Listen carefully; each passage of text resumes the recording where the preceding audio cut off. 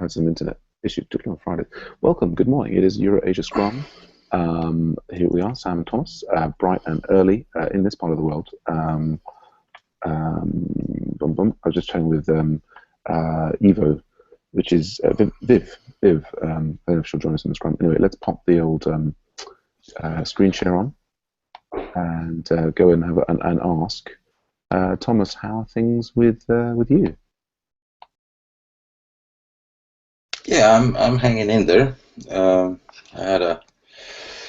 had a busy period for the last week and a half, something like that. So I haven't been able to be as involved in any Agile Ventures activities. Sure. And I also felt that I needed to take a little breather. So, Sure. but I see that I have to catch up with Brian and stuff. I told him a week and a half ago on our last meeting that I'm gonna take a little step back and let him, Sure. take charge in the website 2 project rather Sure. than me being on top of every detail. So Okay.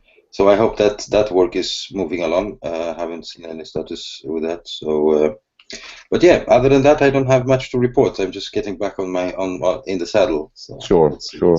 what the Yes. future brings us. Anything blocking you at the moment, technically? No, no, No. no, no, no, no. And any specific plans for today or this week? Well, again, I'll be working now, and I hope to catch up with Brian later today, Okay. just to see what's up with the website Okay. project. Sounds good. Yes. Well, then let's just move on to me. So what did we have? We at least the things I can remember from Thursday, we had quite a successful local report meeting, pushing a lot of stuff along through the pivotal tracker. We followed that up with a local support retrospective on Friday. We had Michael, myself, and someone, who else was there? But anyway, we didn't have John, and yeah. So, but I think we're kind of the sort of bits and pieces that is moving on local support, is going along. I think I'm the bottleneck, if anything. But Michael's driving it forward with Marion and John's help and making good progress. I mean, the big question that we had was relating to this possible, new project with new money related to an autism directory. But I think Michael was not so keen on taking on new work based on his current load, and although I think John is more interested in it, he's obviously quite busy. I've kind of also, the guy who was doing this is kind of like, has got a fixed budget and working to a tight timeline, and I don't think, although that it's a wonderful match in terms of using similar software to what we already have, and it's in its own location, and they want volunteers to be able to sort of support it long term, but realistically we can't. I mean, we can't say like, oh, for a certain amount of money we're going to give you this thing and to definitely deliver it in 4 weeks, which I think is what this guy is looking for. So and he's getting quotes from other companies that have got full-time staff to do that. So I've kind of pushed that back and said, if you've got a company that you're comfortable with to do this with, who can guarantee delivery, then I would go with that. So I've kind of pushed that back, and I feel reasonably good about having done that. I ended up not being able to make the AV weekly meeting, but I couldn't work out anybody else who was actually going to attend, and so I don't know if that's such a huge loss. Although I had been hoping to catch up with some of the people who often run the Euro Scrum and ask whether we should be consolidating the Scrums at different times. I failed to push out the MOOC email for the homework, which I probably need to do. But what's your feeling going forward, Thomas? Is this Scrum at a good time for you? Should we, I mean, it seems at the moment that we have probably more Scrums than is necessary, and more than we have people able to run them. Do you have any feelings on whether a different Scrum? I mean, looking forward, I mean, how frequently would you like to Scrum? Oh shit! You okay, Thomas? Oh, I get kicked out, I think, from the. Where am I? Hold on a second. I can hear you. Oh, you can? Yeah. Okay. Wonderful. Hold on a second.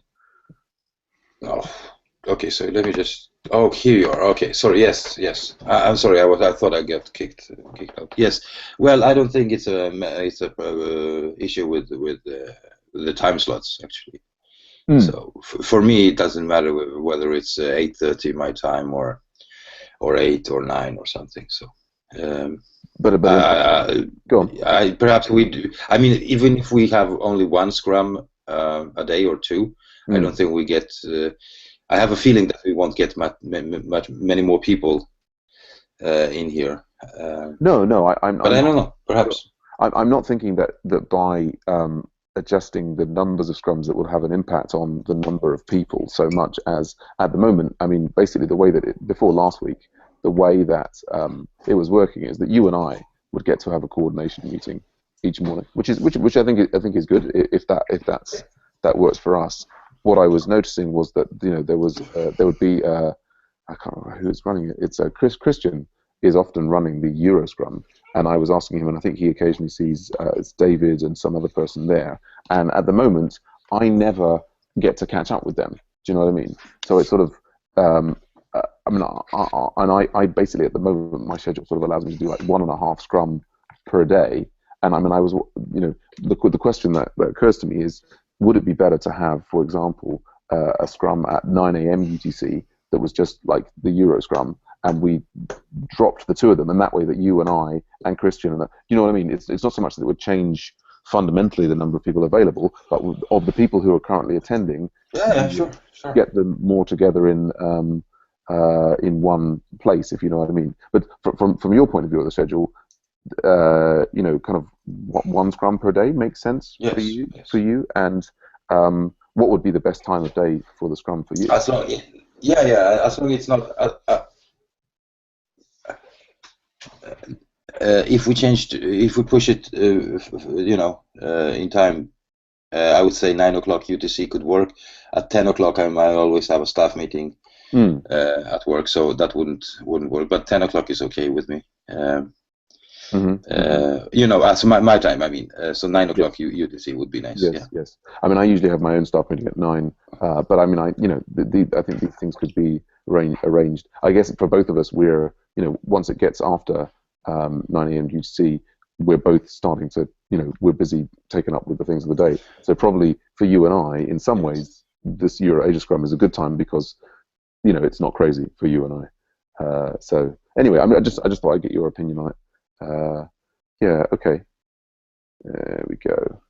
Yes, so I mean, the Ostra people were not available for presenting on, and the Friday 6 p.m. as the weekly meeting time doesn't seem to work so well for them generally, although we'll see. I mean, the thing that I noticed for me at the moment is that, I mean, there were points in the past when everything was really active and it seemed like multiple scrums were the way forward.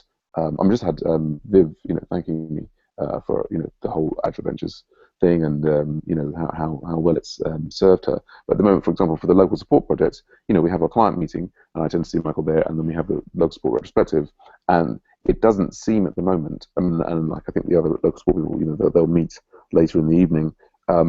The other scrums are not particularly, they used to be a useful way for me to catch up with local support people, but not anymore. Anyway. Yeah, well, let's see how it goes. Yes. I'm not. Time constraints are. No, I'm just saying that that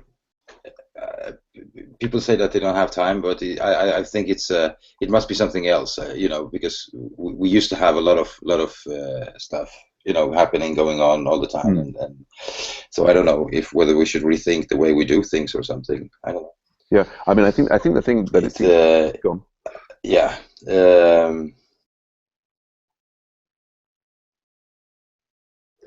No, there seems to be a lag between us right now. There does. Sam. So I hear you, or you hear me with a slight lag. Yes, there is. So maybe we'll wrap things up. I'll just say I think my personal theory is that, for example, if we look at this time last year, both you and I had a lot of time for pair programming with people. So, the fact that we were at scrums and then we could, do the pair hookup and then we would be pairing with people, that made the scrums a lot more attractive. I think having an experienced member there who's ready to pair and is looking to pair makes all the difference in terms of the utility of the scrum. Do you know what I mean? Like, so now that both you and I are very busy and we're kind of, at the scrum, and the best we can do is sort of hook other people up with each other, and that those numbers are not so high, it has kind of a feedback effect that people are like, oh, they're not, I would imagine, then, part of the attraction of coming to the scrum in the past would be, oh, I get to pair with Sam, or I get to pair with Thomas, or I get to pair with Yarrow, or another, dedicated member. And if those opportunities are not occurring at the scrum, then the scrum/pair hookup is less attractive by default, if you know what I mean.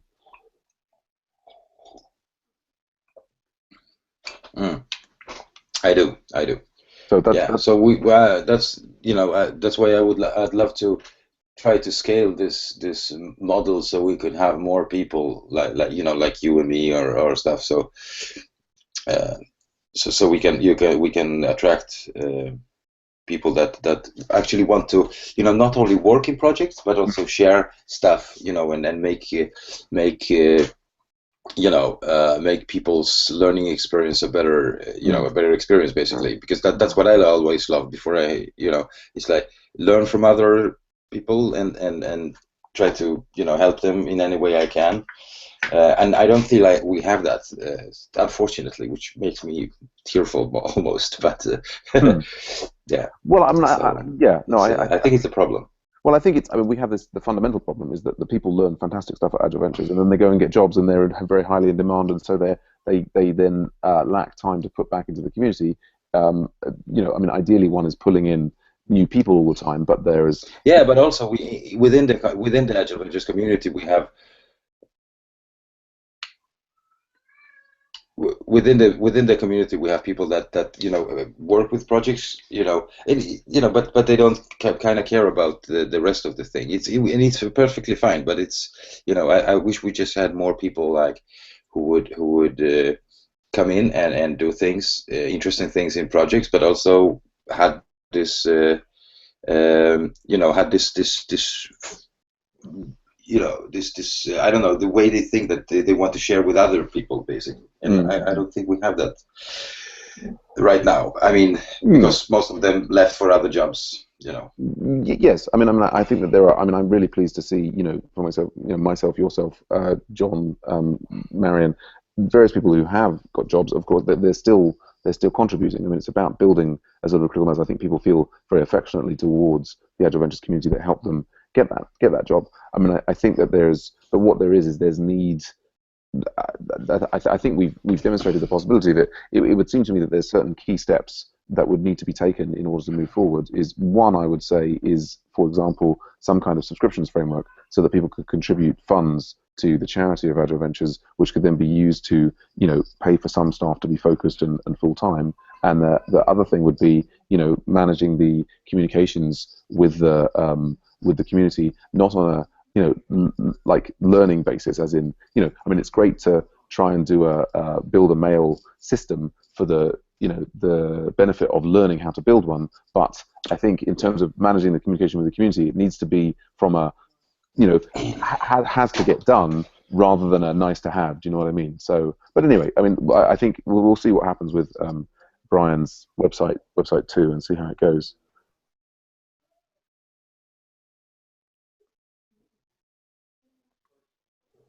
But yeah, so I guess we've got a bit of a lag there. Anyway, great to coordinate with you, Thomas. Hopefully we'll catch up with you tomorrow. Sans lag, as they say. Unless there's anything else for us to organize today. Yeah. Yeah. Cool. All right. Good luck, brother, with your work today. No, we okay. All right. I'll talk to you later, brother. Okay. Thanks. Bye for now.